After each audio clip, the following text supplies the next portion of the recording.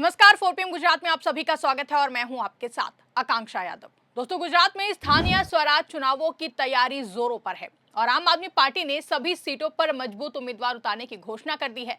Party के प्रदेश संगठन महामंत्री मनोज सोठिया ने बताया है कि उम्मीदवार चयन की प्रक्रिया 10 मार्च से शुरू होगी, जो कि 2 चरणों में पूरी की जाएगी। पहले चरण में 10 से 15 मार्च तक जिला और लोकसभा स्तर पर गहन जांच पड़ताल होगी, जबकि दूसरे चरण में 16 से 18 मार्च तक प्रदेश स्तर पर चर्चा होगी। 20 मार्च के बाद सभी उम्मीदवारों के नाम घोषित कर दिए जाएंगे। ये प्रक्रिया पूरी तरह पारदर्शी और लोकतांत्रिक होगी, जिसमें पार्टी कार्यकर्ता, पदाधिकारी और समर्थक भी हिस्सा ले सकेंगे। आम आदमी पार्टी का दावा है कि गुजरात की जनता भाजपा के 30 सालों के शासन से त्रस्त है और पार्टी एक सकारात्मक विकल्प के रूप में उभर रही है। इस घोषणा के साथ ही आम आदमी पार्टी ने गुजरात में अपनी स्थिति मजबूत करने की दिशा में एक बड़ा कदम उठाया है, जो कि स्थानीय चुनावों में त्रिपक्षीय मुकाबले की ओर इशारा करता है। मनोज सोठिया की घोषणा के अनुसार आम आदमी पार्टी गुजरात में स्थानीय स्वराज चुनावों के लिए पूरी ताकत से मैदान में उतरने वाली है और उन्होंने कहा है कि पार्टी पिछले कुछ सालों से गुजरात में संघर्ष कर रही है और अब जनता इसे मजबूत विकल्प मानने लगी है। उम्मीदवार चयन की प्रक्रिया को 2 स्तरों पर विभाजित किया गया है। पहले स्तर पर 10 मार्च से 15 मार्च तक विभिन्न जिलों और लोकसभा क्षेत्रों में स्क्रूटनी समितियां बैठकें करेंगी। इन बैठकों में चुनाव लड़ने की इच्छा रखने वाले सभी दावेदारों से मुलाकात होगी और संगठन के साथियों के साथ चर्चा के बाद चयन आगे बढ़ेगा। आज सत्ता की आंखों में आंख डालकर पत्रकारिता करना मुश्किल हो गया है। हम पर मुकदमों से लेकर चैनल को बंद करने का दबाव बनाया जा रहा है। मुश्किल दौर है, लेकिन हम हार नहीं मानेंगे। इसीलिए 4PM को ज्यादा से ज्यादा ज्वाइन करें और स्वतंत्र पत्रकारिता को जिंदा रखने के लिए जितना हो सके हमारा आर्थिक सहयोग करें। उम्मीद है कि आपके सपोर्ट से ये जंग भी हम जीत जाएंगे।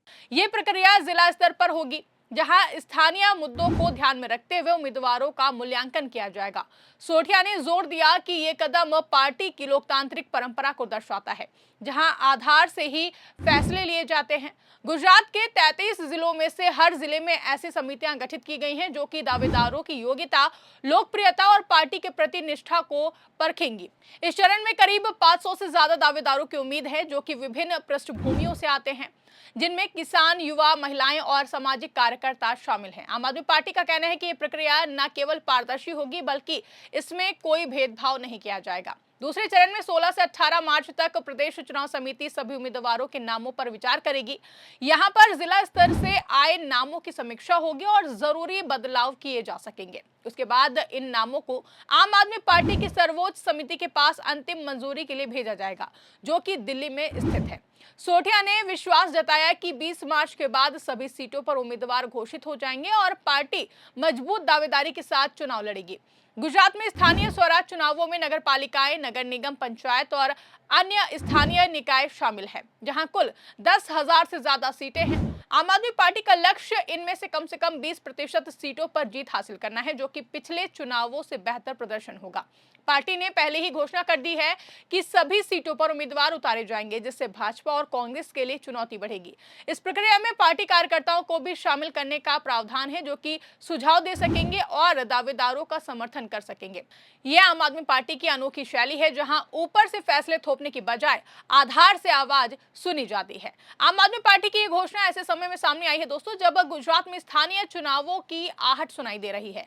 चुनाव आयोग ने सभी आधिकारिक तारीखों की घोषणा नहीं की है, लेकिन अप्रैल मई में चुनाव होने की संभावना है।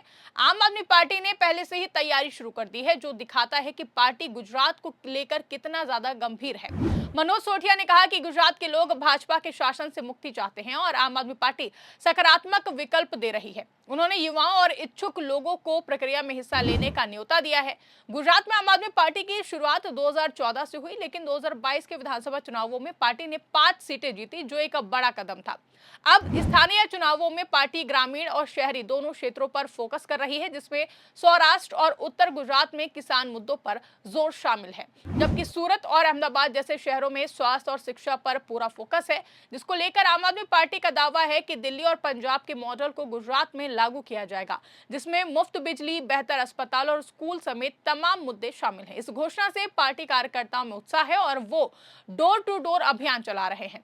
वहीं इस उम्मीदवार चयन प्रक्रिया की पारदर्शिता आम आदमी पार्टी की मजबूती है।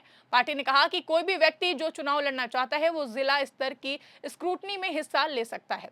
इसके लिए ऑनलाइन और ऑफलाइन आवेदन किया जा रहा है। आम आदमी पार्टी की वेबसाइट पर फॉर्म उपलब्ध है, जहां दावेदार अपनी जानकारी भर सकते हैं।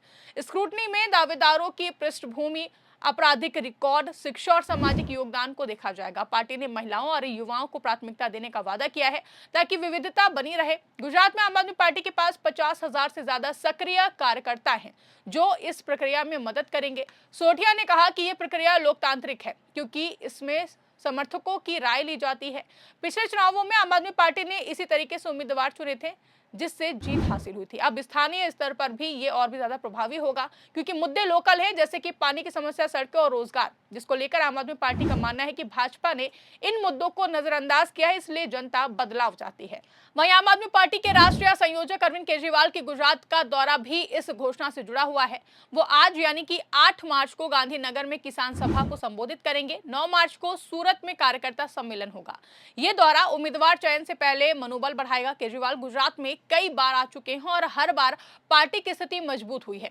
इस बार वो स्थानीय चुनावों पर फोकस करेंगे और उम्मीदवारों को टिप्स देंगे।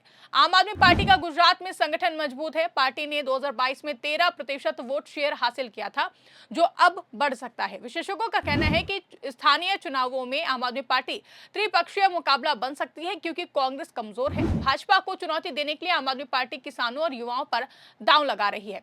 वहीं इस घोषणा से राजनीतिक हलचल बढ़ गई है और अन्य पार्टियां भी अपनी रणनीति बदल रही हैं। आपको बता दें कि गुजरात में आम आदमी पार्टी की यात्रा रोचक रही है। 2017 में पार्टी ने पहली बार विधानसभा चुनाव लड़ा लेकिन जीत नहीं मिली। 2022 में 5 विधायक चुने गए, जो एक शुरुआत थी। अब स्थानीय चुनावों में पार्टी 1000 से ज्यादा सीटों पर जीत का लक्ष्य रख रही है। उम्मीदवारों का चयन में पारदर्शिता से पार्टी की छवि साफ रहेगी, जो कि वोटरों को आकर्षित करेगी।